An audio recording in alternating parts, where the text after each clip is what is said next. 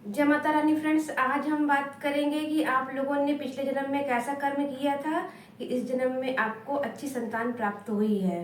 तो पहला सुख निरोगी काया, दूसरा सुख है घर में माया, तीसरा सुख है कुलवंती नारी, चौथा सुख पुत्र हो आज्ञाकारी, पांचवा सुख है स्वदेश में वासा। तो किस प्रकार आपने कैसा कर्म किया है कि आपको इस जन्म में अच्छी संतान प्राप्त हुई है, और कैसा कर्म किया है कि आपकी संतान बहुत ही आपको मारने पीटने वाली और गाली गलौज करने वाली और घर से निकालने वाली होती है।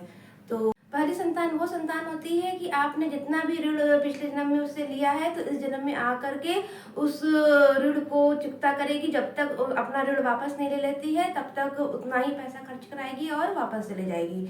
दूसरी संतान वो होती है जो उदासीन होती है, जो कि उसको आपसे कोई मतलब नहीं होता है। शादी जब जैसी उसकी होती है तो अपने बीवी बच्चों को लेकर अलग हो जाती है। तो दूसरी इस प्रकार की संतान होती है। तीसरी संतान होती है सेवा करने वाली संतान। आपने पिछले जन्म में जितना ही किसी की सेवा की हो, जितना ही अच्छा कर्म किया हो, तो इस जन्म में आपका आकर के उतना ही सेवा करेगी, उतना ही आपके साथ ऐसी संतान बहुत ही धार्मिक होती हैं और आपका सेवा ही करेगी। और जितना आपने पिछले जन्म में किसी की सेवा की है तो उसका ऋण चुकता करेगी।